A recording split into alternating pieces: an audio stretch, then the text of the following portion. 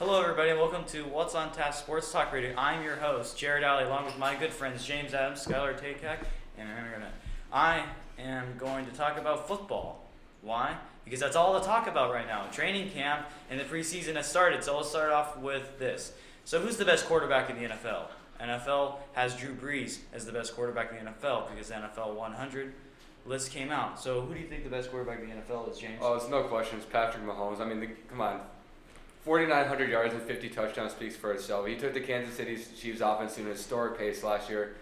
And despite all the Kareem Hunt situations and everything like that, he just did things we've never seen before. Just the way he was able to go and change his angles and the arms. He was one of the most accurate throwers in the league. Completed over 68% of his passes. He had the most inefficient style of offense, but he played so efficiently at the same time. You just never seen a guy like him. And he was literally one possession away from making the Super Bowl. But, Tom Brady does what he does. So yeah. Do you know these two words, sophomore slump? Do you think that's going to happen? But he's not a sophomore. That was last year, wasn't it? This is technically his third year. Technically. But Technically didn't he it was start? last year, He started a game his first year though, so he's not in the sophomore slump. So if it happened, it would have happened last year. This is his second full season. That's all I'm saying. But he's not a sophomore, is he? Well, there's no way he's But going to throw 50 touchdowns again. No, I think he'll throw 45 though. All right. Well, we'll see what happens.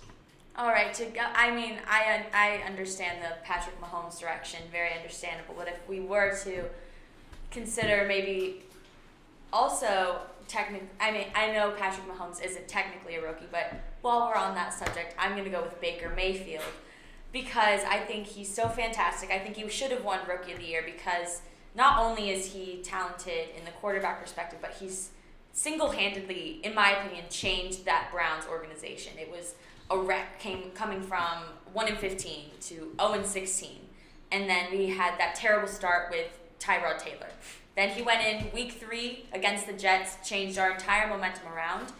The effect that he had on the Browns team, I think, is just cannot be replicated by any other quarterback. And we all know he's talented. He scored the most touchdowns as a rookie. He's breaking records. I think that he's definitely. Despite for his age, I think he's definitely going places, and he's one of the best quarterbacks. Yeah, first overall Heisman winner. Mm-hmm. Hannah? Well, I'm going to have to say Tom Brady. I think that he is not only a great player, but a great player on and off the field. I think all around he leads the team. He's a good leader. He has excellent leadership skills. He just signed a 2-year extension, so things are looking good for the Patriots. So I think he's just really good at leading that team. Yeah, I can't disagree with that. Greatest quarterback of all time. Now shifting gears from real football to fantasy. My favorite time of year, fantasy football. And the best time of fantasy is the draft. So, who's the biggest sleeper, in my opinion? Like someone who's going to steal every single year. Like in my fantasy league, for example, Patrick Mahomes was off the waiver wire. So who do you think could be that key guy who could win a championship for a team? Dalvin Cook of the Minnesota Vikings. He is a guy that statistically was one of the most dynamic running backs in the NFL when healthy. But that was the biggest question. Is he going to remain healthy? So I think this year, if he remains healthy all season, he's going to have one of those 1,200 rush yard seasons, around 400 receiving yards. He's going to be putting up big numbers for whoever drafts him in the fantasy league. And yeah, so I think Dalvin Cook is going to have a really good season this year as long as he stays healthy. Not to continue on that Browns train, but I'm going to do it anyways. I'm going to go with Nick Chubb because I think a lot of the hype for the Browns is on Kareem Hunt. He does have that 8-game suspension, but I think people kind of overlook Nick Chubb, even though he had a fantastic season last year as a rookie. So I think when people think of the Browns running backs, they think, oh, they got Kareem Hunt. But I think that Nick Chubb, he's got a tremendous talent, and I do think he's definitely going to be a sleeper, but people will miss out if they don't draft him in their fantasy. Yeah. Well, I don't know much about fantasy football, but I do know that Russell Wilson is the best. So I'm going to say him. A couple years ago, he had great years, but I think he's going to come back and surprise everyone. Yeah, and so another topic about fantasy football. So we went from the quarterback's the most important position in the NFL. Everyone agrees with that. But over the last few years, I've noticed that people are drafting wide receivers and running backs in the first round. Why is that? Because the quarterback gets the most points, without a doubt. So why, James, why is a running back going in the first round, like a Todd Gurley first Yeah. overall instead of like, you know, a Mahomes or a Brady or a Breeze or a Wilson. They can impact the offense in different dimensions. I think as a running back, especially like the Le'Veon Bells, Todd Gurley's, Saquon Barkley's, those guys are able to go.